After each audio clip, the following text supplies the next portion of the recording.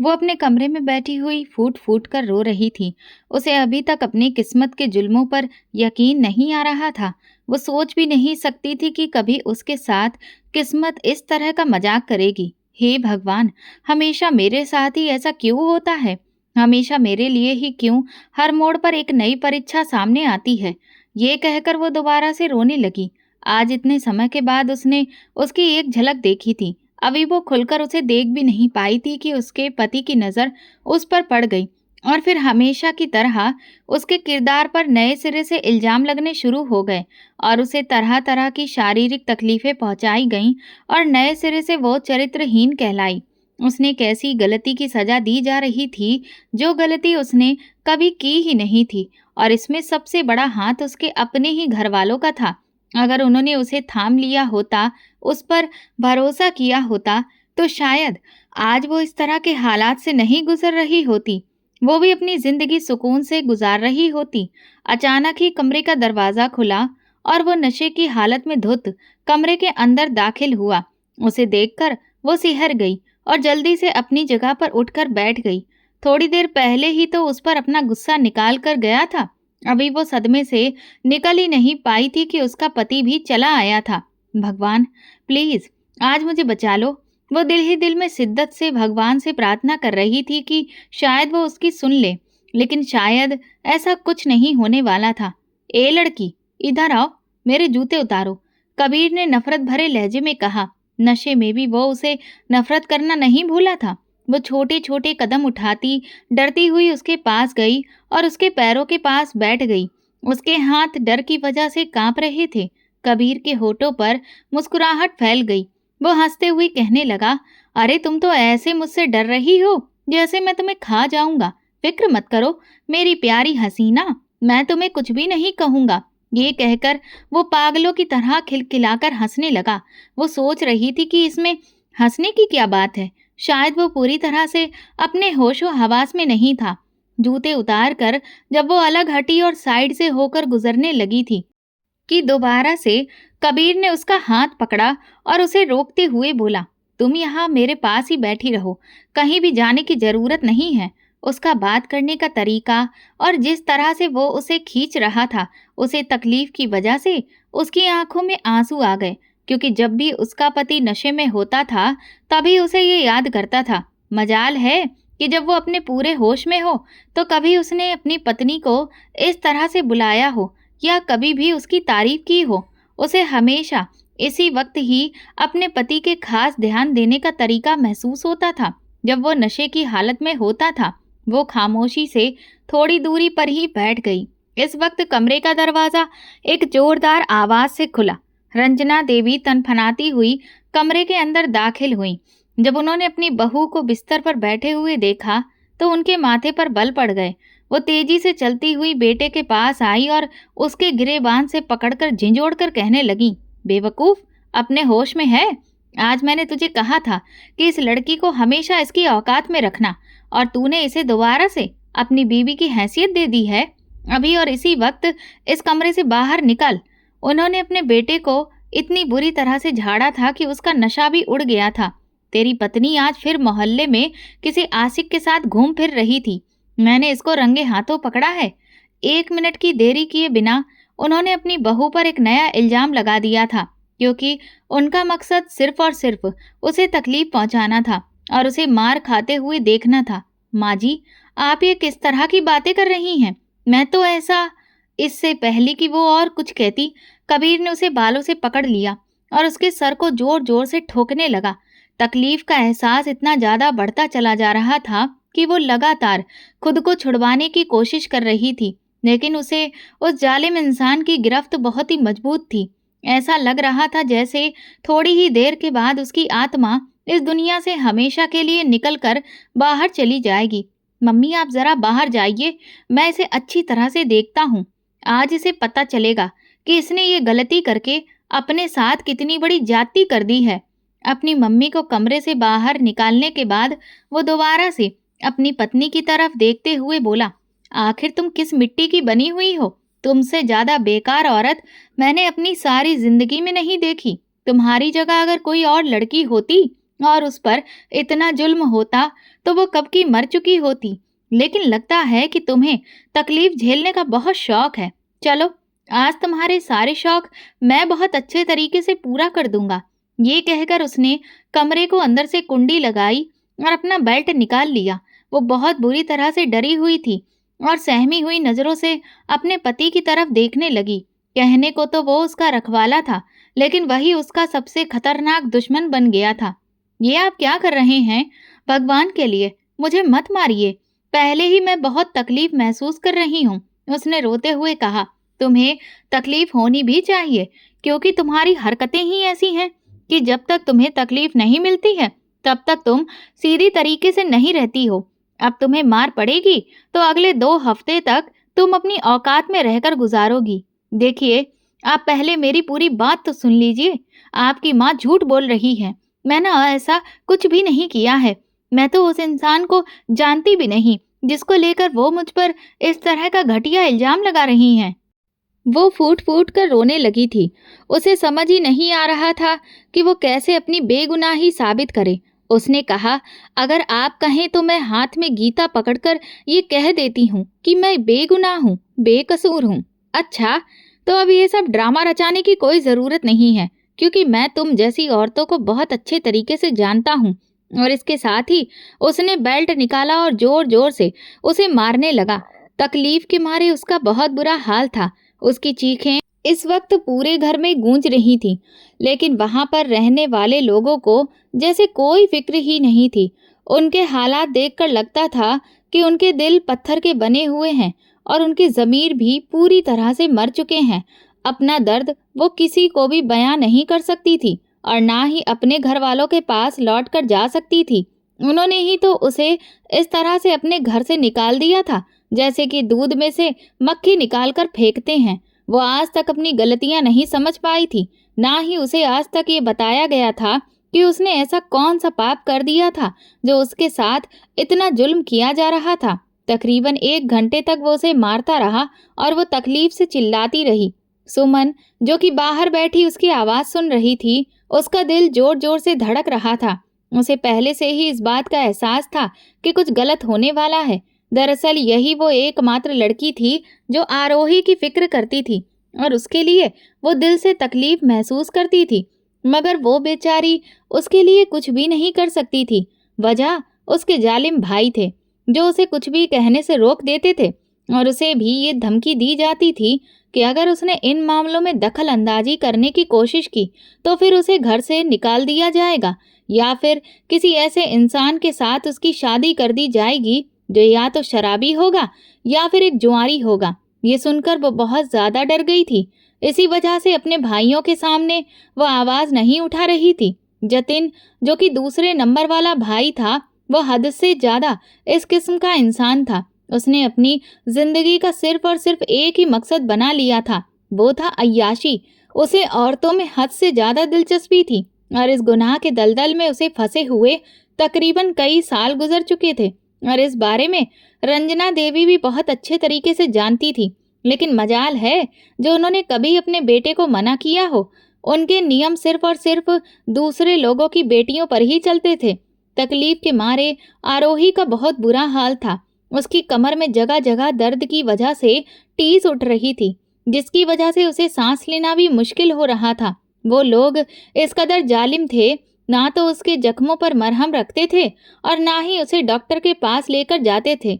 सुमन उस पर यह एहसान कर देती थी कि वो उसे कोई ना कोई दवा लाकर दे देती थी, जिसे जख्मों पर लगाने के बाद वो थोड़ा सा बेहतर महसूस करती थी। वो खुद भी हैरान होती थी कि आखिर इतनी तकलीफ बर्दाश्त कर लेने के बाद वो अब तक जिंदा कैसे है। वो ज़मीन पर लेटी हुई थी और अपने भगवान से प्रार्थना कर रही थी कि उसके पति को भी सबक मिल जाए और नहीं तो वो कम से कम ठीक हो जाए या फिर उसका पति हमेशा के लिए उसकी ज़िंदगी से निकल जाए, क्योंकि अब ये सब बर्दाश्त करना उसकी हिम्मत से बाहर की बात हो रही थी। जब तक वो अपने माँ बाप के घर थी तब तक उसने ये तकलीफ बर्दाश्त नहीं की थी। उसकी ज़िंदगी में सिर्फ और सिर्फ सुकून था, मगर फिर हालात ही कुछ ऐसे पैदा हो गए जिनकी वजह से उसे इतनी बड़ी कुर्बानी देनी पड़ी और वो यहाँ पर चली आई। ये कुर्बानी उसने अपनी खुशी से दी थी, क्योंकि वो जानती थी कि अगर वो इसके लिए तैयार नहीं हुई तो उसके बहन भाइयों के लिए बहुत दिक्कत हो जाएगी। तकरीबन 2 घंटे गुजर चुके थे। वो अभी तक नीचे से उठ नहीं पाई थी कि अचानक ही उसे बाहर से शोर की आवाज़ सुनाई दी। वो हैरान और परेशान रह गई और सोचने लगी कि अब कौन सी नई मुसीबत खड़ी हो गई है। थोड़ी देर के बाद सुमन भागती हुई कमरे के अंदर दाखिल हुई। उसकी आंखों से तेजी से आंसू बह रहे थे। जब उसने अपनी भाभी को जमीन पर लेटा हुआ देखा और उसकी कमर को जख्मों से भरा देखा तो वो तेज तेज आवाज में रोने लगी। वो भागती हुई आई और बोली, आपको तकलीफ देने वाला इस दुनिया से चला गया है। अब आपको इस नरक से रिहाई मिल गई है। आप आज़ाद हो गई हैं। वो समझ नहीं पा रही थी कि उसकी ननद क्या कह रही है। इस बात का क्या मतलब है? तुम क्या कह रही हो? मुझे कुछ समझ में नहीं आ रहा। भाभी, भैया का एक्सीडेंट हो गया है। उनकी मौत बहुत ही खौफनाक हुई है। ये कहकर वो दोबारा से फूट फूट कर रोने लगी। फिर वो उसके पास बैठ गई और उसे सहारा देते हुए बोली, आप प्लीज़ उनको माफ़ कर दीजिए। आप उनके जुल्मों को भुला दीजिए, वरना उन्हें भगवान के आगे इस सब का हिसाब देना बहुत मुश्किल हो जाएगा। उसे अपने भाई की बहुत ज़्यादा फ़िक्र हो रही थी, क्योंकि उसने अपने भाई की बेरहमी को अपनी आंखों से ही देखा था। आरोही ने गहरी सांस ली और तकलीफ से आंखें बंद करते हुए कहा, मेरे लिए सब कुछ मुमकिन नहीं है। मैं उसे माफ़ नहीं कर सकती। उसने न सिर्फ मुझे मेरे घर वालों से अलग कर दिया था, बल्कि इसके साथ साथ उसने मेरी सांसें भी मुझ पर किसी बोझ के जैसे कर दी थी। मेरी जिंदगी को उसने नरक बनाकर रख दिया था। मैं उसे कभी भी माफ नहीं करूंगी। थोड़ी देर पहले तक उसे जो तकलीफ पहुंची थी, वो तकलीफ भी अब खत्म हो गई थी। उसका दिल खुशी से भर गया था, यानी वो अब आज़ाद हो गई थी। अब वो किसी भी वक्त यहाँ से निकल कर जा सकती थी। वो जल्दी से उठी और सबसे पहले अपने कपड़ों की अलमारी की तरफ बढ़ी, ताकि 2 जोड़ी कपड़े उठाकर यहाँ से निकलने की तैयारी करे। उसे अपने पति से इस कदर नफरत थी कि वह उसके अर्थी तक भी वहां पर रुकना नहीं चाहती थी। रंजना देवी बाहर बैठी रो रही थी और उस लड़की को मनहूस होने की बद्दुआएं दे रही थी, मगर उसे तो जैसे किसी भी चीज की कोई परवाह ही नहीं थी। वो तो बस अपनी खुशियों में मगन थी। उसे तो यही बात सुकून दे रही थी कि वो बहुत जल्द जाकर अपने घर वालों से मिल लेगी। वहां पर वो भी तो होगा। ये ख्याल आते ही उसके होठों पर एक प्यारी सी मुस्कान फैल गई, क्योंकि उस वक्त उस लड़के ने वादा किया था कि वो कभी भी उसकी जिंदगी में लौट कर आ सकती है। वो हमेशा ही उसे अपना समझेगा। वो जानता था कि उसके साथ जो कुछ भी हुआ, इसमें आरोही का अपना कोई भी कसूर नहीं था। उसका नाम अजय था। अजय भी तो अपने जज्बातों की वजह से मजबूर था। वो भी आज तक आरोही के अलावा किसी को अपने दिल में जगह नहीं दे पाया था। वो अभी तक उसका ही इंतजार कर रहा था। आरोही ने एक छोटा सा बैग निकाला और जल्दी से अपने 2-3 जोड़े उसमें डाले और मुस्कुराते हुए सोचा, क्या आज मैं उससे जाकर मिलूंगी? नहीं, आज नहीं मिलूंगी। अभी तो ये सब हादसा हुआ है। जैसे ही थोड़ा समय बीत जाएगा, फिर मैं उससे जाकर बात करूंगी। मुझे पूरा भरोसा है कि वो मुझे दोबारा से अपनी जिंदगी में शामिल कर लेगा। उसकी खुशी कम होने का नाम ही नहीं ले रही थी। संतोषी थोड़ी देर बाद कमरे के अंदर दाखिल हुई। जब उन्होंने उस लड़की को मुस्कुराते हुए देखा तो उन्हें उसकी मानसिक हालत पर शक होने लगा। संतोषी जी मोहल्ले की एक औरत थी, जिनका रंजना देवी के घर में बहुत आना जाना था, और वजह ये थी कि उनकी बेटी की सुमन के साथ दोस्ती थी। वो तेजी से चलती हुई आरोही के पास गई और उसे बाजू से पकड़कर अपनी तरफ खींचते हुए बोली, कहीं तुम पागल तो नहीं हो गए हो? अरे, बाहर कबीर की लाश पड़ी हुई है और तुम यहाँ खड़ी मुस्कुरा रही हो। क्या तुम्हें जरा भी दुख नहीं हो रहा?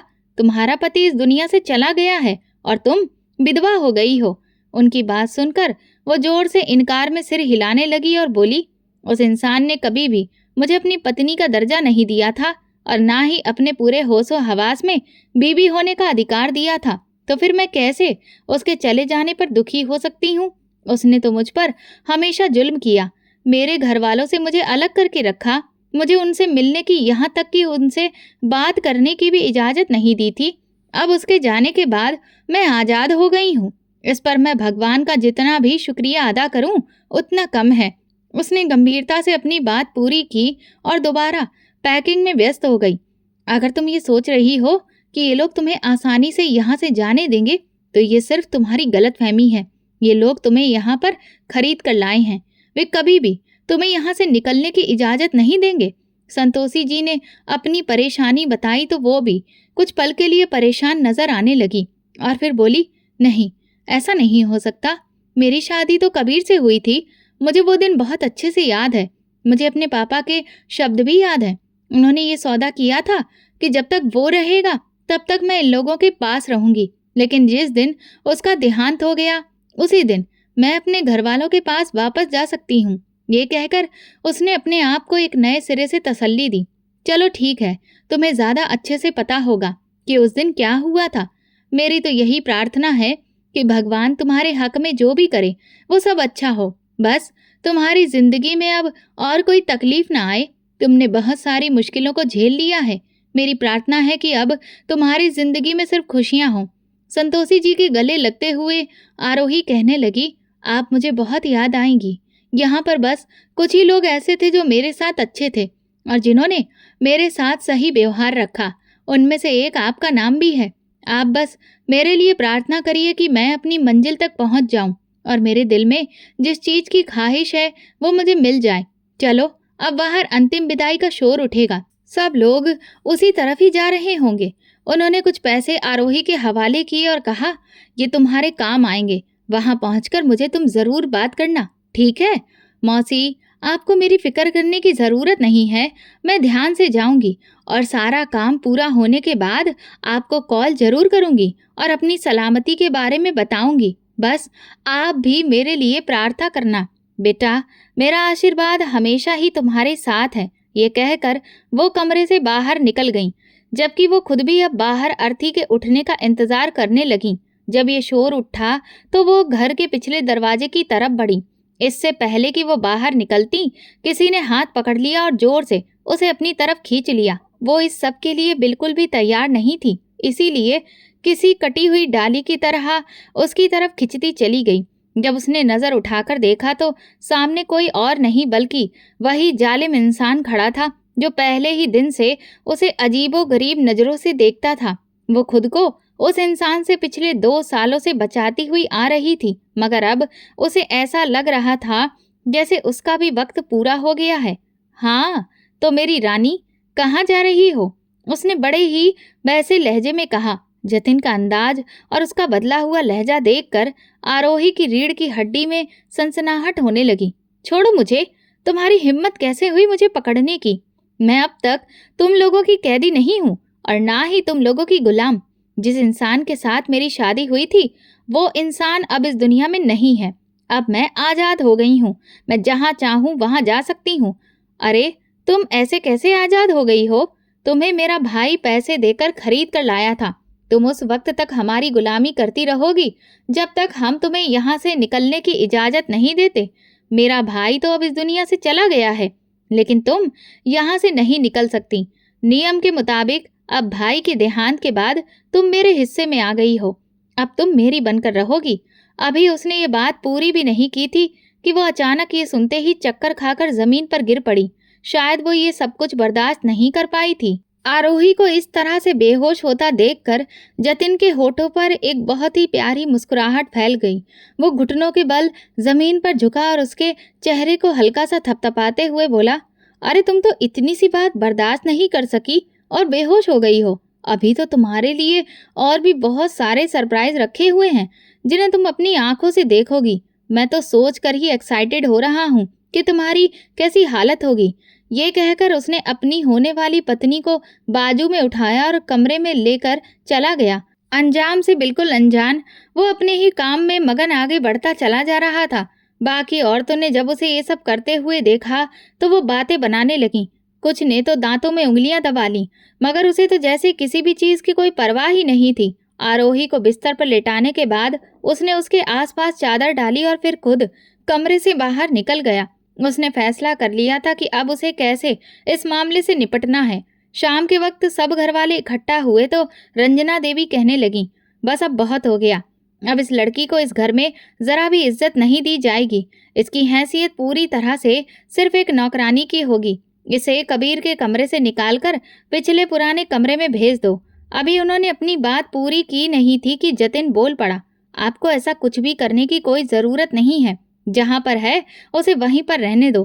कुछ देर तक वो बेयकीनी से अपने बेटे के चेहरे की तरफ देखती रही और फिर जब वो बोली तो उनका लहजा जहर से भरा हुआ था। उन्होंने कहा, कहीं ऐसा तो नहीं कि तुम्हारा उस लड़की पर दिल आ गया है और अब अपनी ख्वाहिश पूरी करने के लिए तुम उसका साथ दे रहे हो? माँ, ये बात तो आप भी बहुत अच्छे से जानती हैं कि मेरा उस पर आज दिल नहीं आया, बल्कि जब मैंने उसे पहली बार देखा था तभी मैं उस लड़की का दीवाना हो गया था। मैंने आपको अच्छे तरीके से समझाया था कि मैं उसे शादी करना चाहता हूँ, मगर तब आपने मेरी एक भी नहीं सुनी थी और मेरी शादी आपने अपनी पहचान वालों की बेटी से तय कर दी थी, जानते हुए भी कि वो एक नंबर की बदतमीज है। हम दोनों की बिल्कुल भी नहीं बन पाई। मैं भी गुस्से का तेज था और वो भी गुस्से की तेज थी। अंजाम इसका क्या निकला? आखिरकार हम लोगों का तलाक हो गया ना। चलिए, मेरा तो बहुत ज्यादा नुकसान नहीं हुआ क्योंकि मैं तो एक मर्द हूँ। मेरा अगर तलाक हो भी गया तब भी मुझे कोई कुछ भी नहीं कह सकता, लेकिन उस बेचारी की तो जिंदगी बर्बाद हो गई ना। अब अगर मुझे दोबारा से मौका मिल रहा है कि अपनी जिंदगी नए सिरे से शुरू करूं, तो मैं इस मौके का फायदा उठाऊंगा। इस बार मैं किसी की भी नहीं सुनूंगा। यहाँ पर बैठे हुए सब लोग मेरी बात कान खोलकर सुन लें। जैसे ही कुछ महीने पूरे होंगे, मैं आरोही से शादी कर लूंगा और फिर वो इस घर की रौनक बन जाएगी। किसी ने भी उसके साथ कोई भी ज्यादती करने की या उससे कुछ गलत कहने की कोशिश की तो फिर मुझसे बुरा कोई नहीं होगा। मैं उसे घर से बाहर निकालने में एक पल भी नहीं लगाऊंगा। बात पूरी करने के बाद वो वहां से उठकर चला गया था, जबकि वहां बैठे हुए सभी लोगों को सांप सूंघ गया था।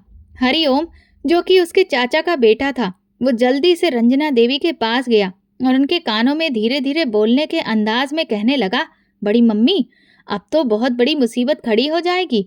अगर वो लड़की इस घर की मालकिन बन गई फिर तो आपकी सारी इज्जत खत्म हो जाएगी।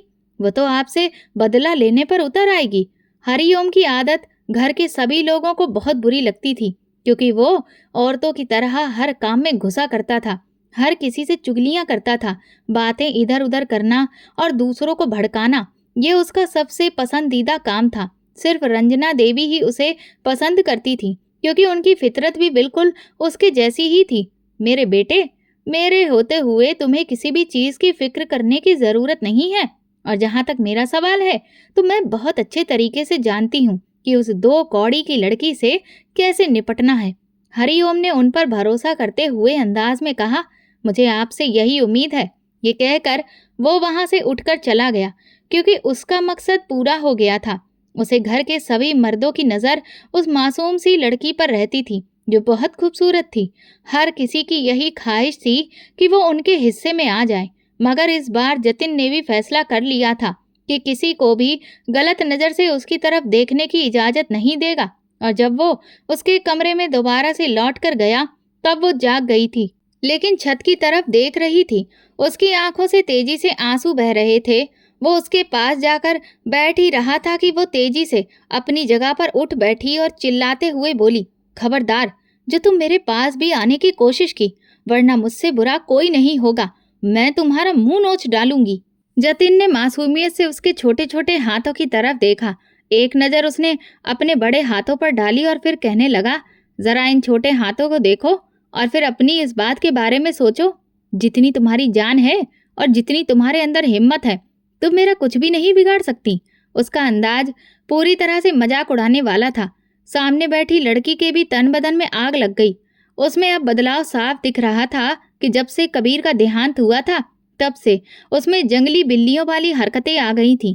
अब वो किसी का भी लिहाज नहीं कर रही थी क्योंकि उसके मन में एक बात बैठ चुकी थी कि जो इंसान उस पर जुल्म करता था वो इस दुनिया से जा चुका है। अब वो पीछे जितने भी लोग हैं उन सब के साथ उसका कोई भी रिश्ता नहीं है। बस उसे किसी तरह से यहाँ से निकलना था। तुम यहाँ पर क्यों आए हो? मुझे तुमसे किसी भी तरह की कोई बात नहीं करनी। जब आरोही ने देखा कि वो बहस लंबी कर रहा है तो वो चिढ़कर बोली, मैं तुम्हें सिर्फ और सिर्फ ये बताने के लिए आया हूँ कि मैं कोई घटिया इंसान नहीं हूँ जो तुम्हारी मजबूरी का फायदा उठाऊंगा। मैं तुम्हें पसंद करता हूँ, तुमसे शादी करना चाहता हूँ, जैसे ही कुछ महीने पूरे हो जाएंगे, मैं तुमसे शादी कर लूंगा और तुम्हें अपनी पत्नी का दर्जा दे दूंगा।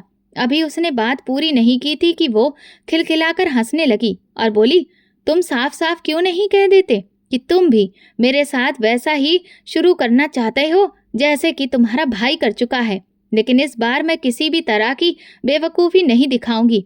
इस बार मैं पुलिस के पास चली जाऊंगी। खबरदार, जो किसी ने भी मेरे साथ जोर जबरदस्ती करने की कोशिश की, जिस दिन तुम पुलिस के पास गई उसी दिन तुम्हारा इस दुनिया में आखिरी दिन होगा। ये बात मेरी हमेशा याद रखना, क्योंकि हमारे घर की औरतें हमारी इज्जत होती हैं। पुलिस स्टेशन जाना मर्दों का काम है। हमारे घर की औरत आज तक उस जगह पर नहीं गई है। वो जगह बदनाम है। अगर तुम वहां चली गई तो मतलब तुम अपनी इज्जत भी खो दोगी। उसने ठंडे लहजे में कहा था, लेकिन सामने बैठी हुई आरोही को अब किसी भी बात की कोई परवाह नहीं थी। उसे सिर्फ और सिर्फ बस यहाँ से किसी भी तरह से निकलना था, और इसके लिए अब वो सबके सोने का इंतजार कर रही थी। ठीक है, अगर तुम ये चाहते हो कि मैं तुमसे शादी करूं तो मेरी भी एक शर्त है। जब तक हमारी शादी नहीं हो जाती है तब तक तुम मेरे पास नहीं आओगे और ना ही मुझे किसी भी तरह की कोई बात करने की कोशिश करोगे। अगर तुमने मेरे साथ कोई भी रिश्ता रखने की कोशिश की तो मैं फिर उसी दिन ये वादा भी तोड़ दूंगी और उसी दिन यहाँ से फरार हो जाऊंगी। फिलहाल वो किसी तरह से उसे अपने सामने से उठाना चाहती थी। इसी वजह से उसने एक झूठी सी बात कर दी। वो तो सारी बातें ठीक हैं, लेकिन जो तुमने आज यहाँ से फरार होने का प्लान बनाया है उसके बारे में तुम क्या कहना चाहोगी?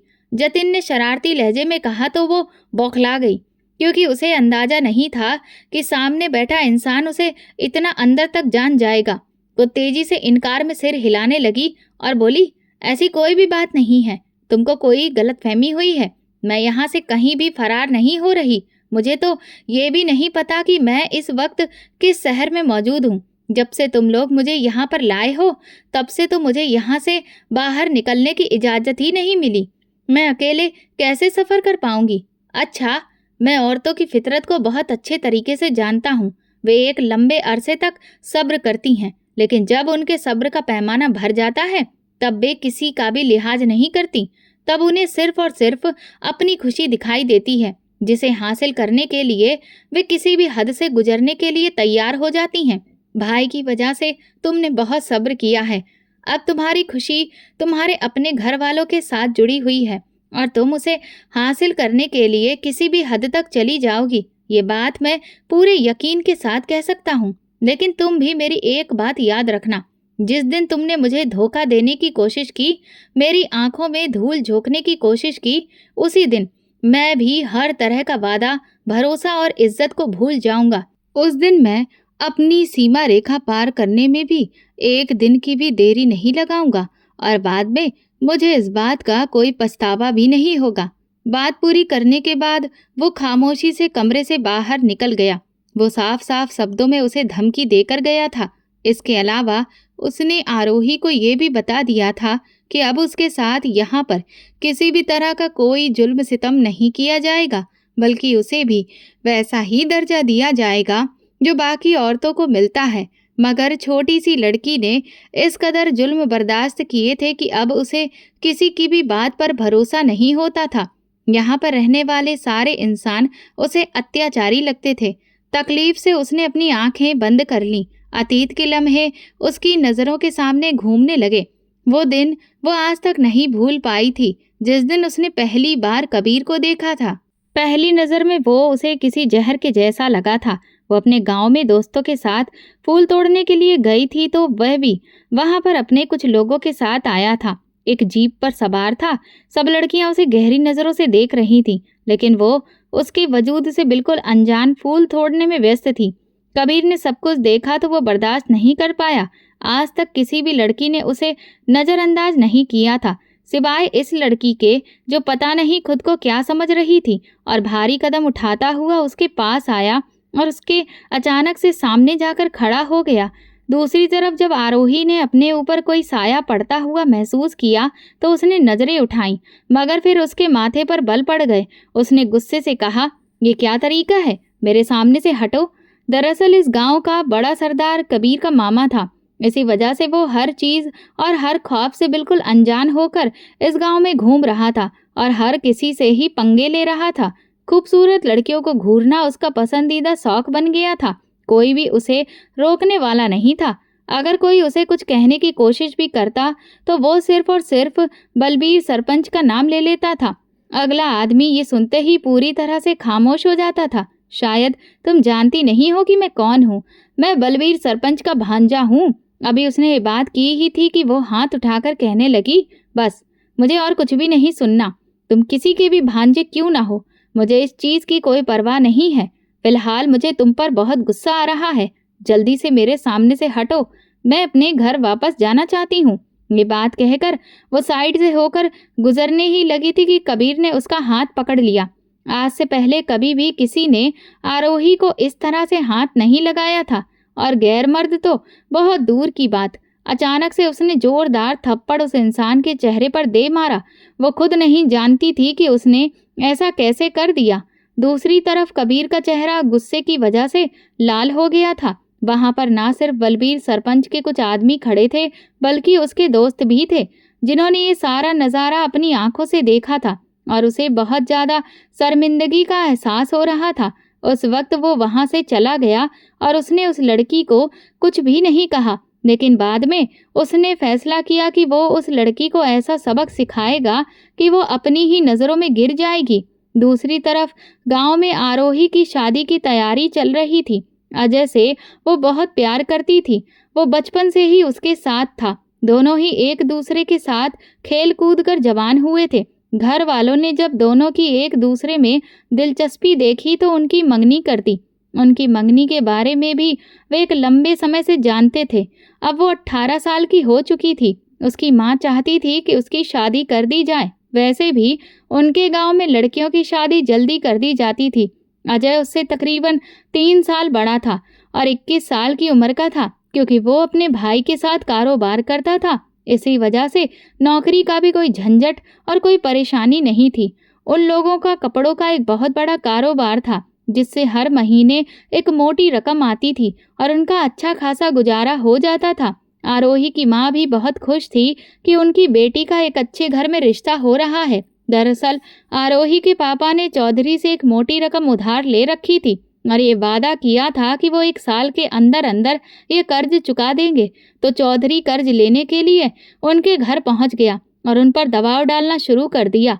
उसने यहाँ तक कह दिया कि अगर उसने वो पैसे वापस नहीं किए तो ना सिर्फ उसका घर वो छीन लेगा, बल्कि इसके साथ साथ उसकी बेटियों को भी घर से उठा लिया जाएगा।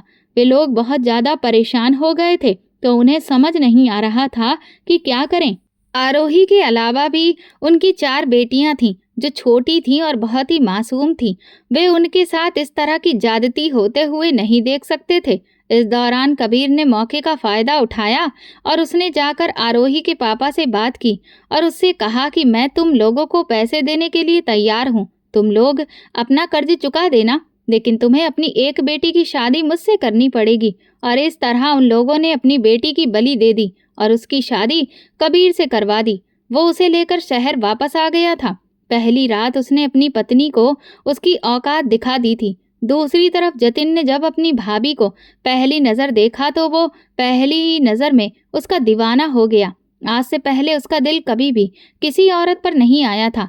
जब वो घर वाले उसे मासूम सी लड़की पर जुल्म करते देखता तो उसका दिल खून के आंसू रोता था। उस लड़की को वो एक बार पहले भी देख चुका था।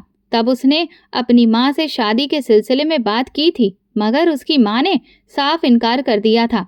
आज से 3 साल पहले आरोही अपनी माँ के साथ शहर आई थी। तब उनकी तबीयत बहुत खराब थी। 1 हफ्ते तक वो अस्पताल में ही एडमिट रही थी और जिस वार्ड में वो शिफ्ट हुई थी, उस वार्ड में जतिन की एक मौसी भी थी, जिन्हें वो रोज ही मिलने के लिए जाता रहता था। तब उसने उस लड़की को वहां पर पहली बार देखा था और अपनी माँ से बात की थी, मगर उसकी माँ ने साफ मना कर दिया और उसकी शादी जबरदस्ती किसी और जगह पर कर दी। अब जब उसने दोबारा से उस लड़की को अपने भाई की पत्नी के रूप में देखा तो उसके माथे पर बल पड़ गए। अपनी माँ से उसने बहुत झगड़ा भी किया था, लेकिन रंजना देवी ने तो जैसे उसकी किसी भी बात को महत्व ही नहीं दिया। और उसे जज्बाती कहते हुए कहा कि तुम अपनी जिंदगी की तरफ ध्यान दो। अगर तुम अपने भाई की पत्नी पर नजर रखोगे तो तुम्हें अच्छा नहीं समझा जाएगा। उन्होंने उसे इमोशनल ब्लैकमेल भी किया, जिसकी वजह से वो भी पीछे हट गया था। मगर जब भी उसके सामने उस लड़की के साथ जुल्म होता था तो वो बिना कहे रह नहीं पाता था। दूसरी तरफ कबीर को पता था कि उसकी पत्नी अजय से बहुत प्यार करती थी और उन दोनों की शादी भी होने वाली थी। इसी वजह से वो उसे हमेशा ही पिछली जिंदगी का ताना देता रहता था।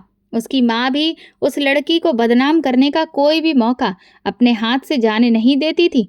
अगर कभी वो किसी मोहल्ले की औरत से भी बात कर लेती तो वो बहुत ही सख्ती दिखाने लगती थी और उस पर ये इल्जाम लगा दिया जाता था कि वो दूसरे मर्दों से बात करती है और फिर उसे बुरी तरह से पीटा जाता था। इस दौरान जतिन का भी अपनी माँ की सहेली की बेटी से शादी कर दी गई थी, जिससे वो बिल्कुल भी खुश नहीं था। हर रोज ही उन दोनों की आपस में लड़ाई झगड़े होते थे, जिसकी वजह से माहौल में बहुत ज़्यादा टेंशन पैदा हो जाती थी। और फिर एक दिन इस सब से परेशान होकर उसने उस लड़की को तलाक दे दिया। तब कबीर को भी पता चल गया था कि वो उसकी पत्नी में कुछ ज़्यादा ही दिलचस्पी लेने लगा है। इसी वजह से उसने अपने भाई को दूसरे देश 1 साल के लिए भेज दिया और पिछले 1 साल में उसने अपनी पत्नी पर जुल्म और सितम के पहाड़ तोड़ डाले थे। मगर उसकी ये जुल्म सितम भी ज़्यादा समय तक नहीं चल सके। भगवान ने उस पर अपनी लाठी की मार मारी और उसका किस्सा भी खत्म हो गया। मगर उसके जाने के बाद आरोही के दिल में अब बहुत ज़्यादा अविश्वास पैदा हो गया था। वो किसी पर भी यकीन नहीं कर पा रही थी। रात को जब वो सोने के लिए लेटी तो उसने उसी पल का फ़ायदा उठाने का सोचा और खामोशी से घर के पिछले हिस्से से दोबारा से बाहर निकल गई। जतिन, जो कि उस वक्त छत पर ही खड़ा था, जब उसने एक लड़की को पिछले हिस्से से घर से बाहर निकलते हुए देखा तो वो समझ गया। उसने गहरी सांस ली और अपना मोबाइल निकालकर सिक्योरिटी गार्ड को कॉल कर दी, जिसे उसने गली के कोने पर खड़ा किया था, क्योंकि उसे पहले से पता था कि ये लड़की ज़रूर उसकी बात नहीं मानेगी। जब आरोही गली क्रॉस करने लगी तभी अचानक किसी ने उसका हाथ पकड़ा और वो कोई और नहीं बल्कि जतिन का ही गार्ड था। इससे पहले कि वो चिल्लाती, गार्ड ने उसके मुंह पर हाथ रख दिया और फिर उसे खींचते हुए दोबारा से उसे घर की तरफ लेकर चला गया। जतिन उसके पास आया और बोला, जब मैंने तुम्हें कहा था कि तुम इस घर से बाहर कदम नहीं निकालोगी तो क्या तुम्हें मेरी एक बार में कही हुई बात समझ में नहीं आती?